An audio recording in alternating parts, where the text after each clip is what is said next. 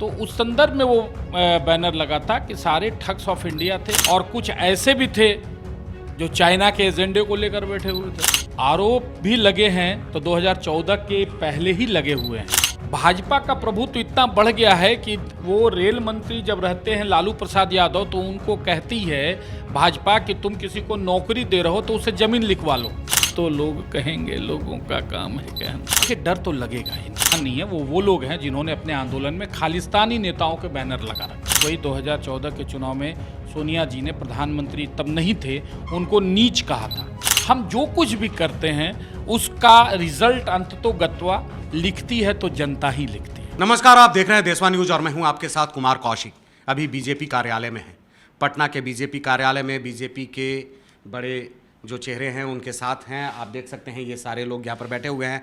इस समय मुद्दा चल रहा है वार पलटवार का, विपक्षी दलों का बैठक हुआ, उसके बाद से सियासी जंग छिड़ा हुआ है, एक दूसरे पर छिटाकसी चल रहा है। बिहार की राजनीतिक गलियारे में आप देख ही रहे हैं किस तरीके का सारा युद्ध चलता है, वाक युद्ध चलता है। लोग एक दूसरे पर तमाम तरह के आरोप प्रत्यारोप करते हैं। कोई प्रधानमंत्री को जुमलेबाज कह देता है तो कोई विपक्षी नेताओं को ठग्स ऑफ इंडिया कह देता है। चलिए हम बात करते हैं इनसे। जी स्वागत है आप। जी धन्यवाद। हाँ, क्या कहना चाहेंगे ये आपके यहाँ जो बड़ा सा होर्डिंग लगा हुआ है ठग्स ऑफ इंडिया? देखिए, जनता सब चीज़ों को समझती है। होर्डिंग्स लगा देने से बहुत बड़ी बात नहीं बनती है। फिर भी तो आप लोग समझाने का कोशिश कर रहे हैं। जनता सब समझ रही है। बिहार के जनता को समझाने की ज़रूरत नहीं है, क्योंकि ये जो होर्डिंग्स की बात कह रहे हैं, ये होर्डिंग्स जो था वह जो 23 तारीख को यहाँ बैठक हुई थी उस संदर्भ में लगा था, उस बैठक में। और पूरे देश की जनता जानती है कि जितने लोग आए थे उन सभी लोगों का क्या रहा है। तो उस संदर्भ में वो बैनर लगा था कि सारे ठग्स ऑफ इंडिया थे। किसी के ऊपर भ्रष्टाचार का आरोप था, किसी के ऊपर परिवार का आरोप था, किसी के ऊपर वंशवाद का आरोप था। कुछ लोग ऐसे थे जो अपने अस्तित्व को बचाने के लिए यहाँ बैठे हुए थे और कुछ ऐसे भी थे जो चाइना के एजेंडे को लेकर बैठे हुए थे। उनका तो कहना है कि आप लोग कभी साबित नहीं कर पाए, हमेशा केवल आरोप लगाते रहते हैं और आप लोग भी उन लोगों के बारे में उल्टी पुल्टी बातें करते रहते हैं। गलतफहमी दूर हो जाना चाहिए। आरोप भी लगे हैं तो 2014 के पहले ही लगे हुए हैं। जितने भी मामले चल रहे हैं ना, वो सारे 2014 के पहले के ही हैं, 2014 के बाद के नहीं हैं।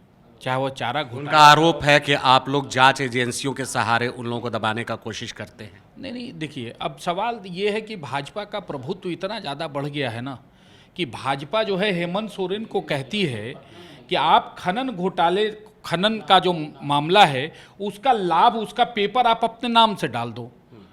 भाजपा का प्रभुत्व इतना बढ़ गया है कि वो रेल मंत्री जब रहते हैं लालू प्रसाद यादव तो उनको कहती है भाजपा कि तुम किसी को नौकरी दे रहे हो तो उसे जमीन लिखवा लो। मतलब आपके कहने का मतलब तो यही ना है, या उनके कहने का मतलब यही है? मेरे कहने का कि कोई मतलब नहीं बनता है सर। ये तो विपक्ष के नेताओं का कहना है और आप भाषा मैं कह रहा हूँ। हाँ, जी। कि इसका मतलब यही है कि वो जितना भी घोटाला किए हैं, जितना भी वो गलत काम किए हैं जिसके कारण आज वो कानूनी चक्कर में फंसे हैं, उस सब उनको भाजपा वालों ने उकसाया करने के लिए और भाजपा के कहने पर वो कर गए। अरे भैया, उनका बैकग्राउंड ही यही रहा है शुरू से। किन की बात आप कर रहे हैं? सारे लोग ठग्स ऑफ गठबंधन जिस बैनर की आप बात कर रहे हैं उन सब के आपने देखा होगा। शरद पवार के पीछे उनकी बेटी सुप्रिया सुले बैठी हुई थी, लालू जी के साथ तेजस्वी जी बैठे हुए थे।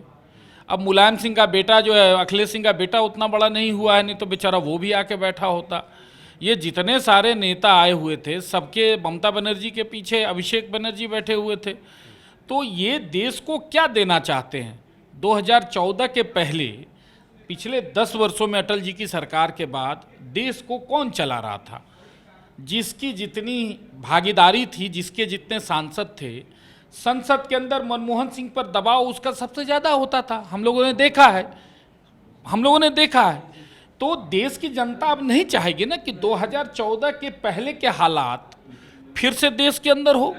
उनका तो कहना है कि आप लोगों ने देश का हालात बिगाड़ दिया है। आपके नेता, आपके प्रधानमंत्री के द्वारा महंगाई दिया गया, बेरोजगारी दिया गया, रोजगार देने के वायदे को आप लोग भूल चुके हैं, करोड़ नौकरी देने की जो बात ये उनका कहना है। लेकिन देश की जनता कह रही है कि ये अगर हालात खराब हो गए तो ऐसे हालात बराबर खराब होते रहे, ताकि देश विश्व की 5वीं अर्थव्यवस्था बन जाए और हमारे प्रधानमंत्री अमेरिका की संसद में ताल ठोक कर यूं कहें कि यूरोपियन देशों के छाती पर मूंग दलकर कह के आते हैं कि चिंता मत करो, 2024 में जब हमारी सरकार फिर बन रही है तो हम तीसरी अर्थव्यवस्था बनेंगे।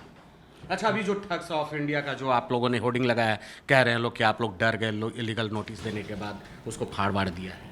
नहीं, जो कह रहे हैं, देखिए बड़ा अच्छा, आप तो एक हिट गाना है, कुछ तो लोग कहेंगे, लोगों का काम है कहना। आप लोग भी तो कहते रहते हैं। नहीं, हम लोग कहते हैं तो जनता उसको रिकॉग्नाइज करती है, और ये ठगबंधन के लोग जब कहते हैं तो जनता समझती है कि इनको परिवार सत्ता से ज़्यादा कुछ भी नहीं है।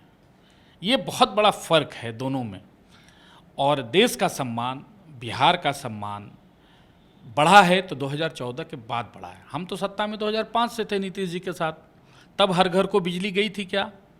आप अच्छा, उन लोगों का ये भी कहना है, विपक्षी दलों के जो बड़े नेता हैं, जो महागठबंधन के बड़े नेता हैं, उनका कहना है कि विपक्षी दलों की बैठक के बाद आप लोग डर गए हैं, बार बार अमित शाह जी बिहार का दौरा कर रहे हैं, इसी कारण से। देखिए, डर तो लगेगा ही ना।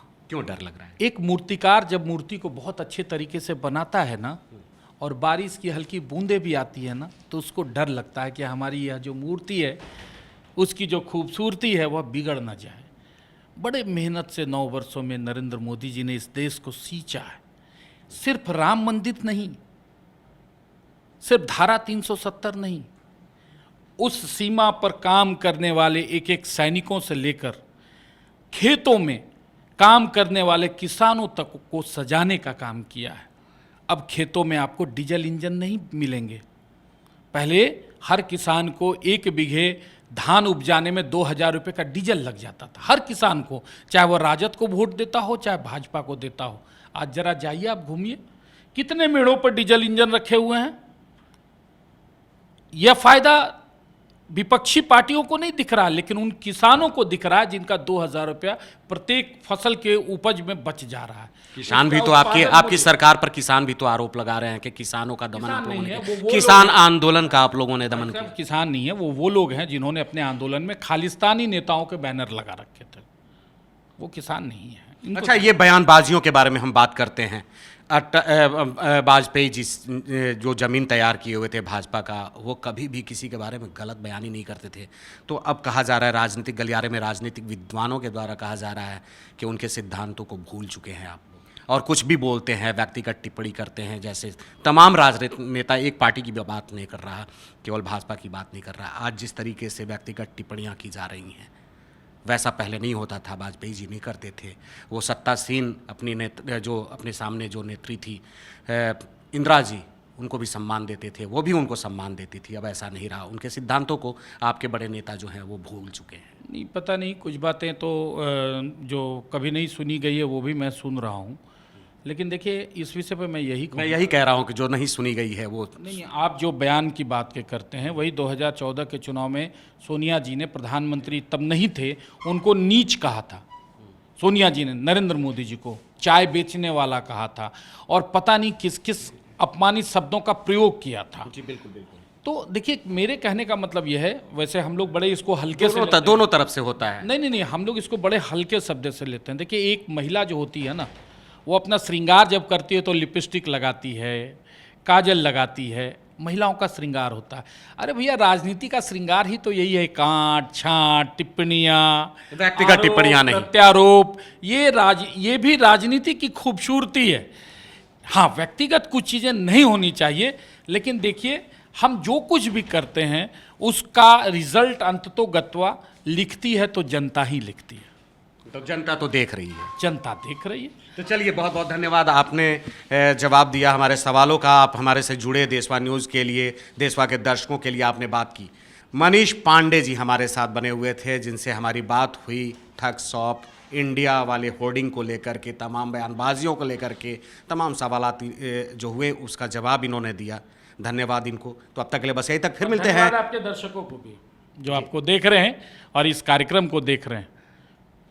तो अब तक के लिए बस यही तक, फिर मिलते हैं नए मुद्दे, नए सरोकारों के साथ। तब तक देशवा न्यूज़ देखते रहिए। धन्यवाद। सिर्फ खबर दिखाना देशवा न्यूज़ का मकसद नहीं, देशवा न्यूज की कोशिश है कि समाज की सूरत बदलनी चाहिए।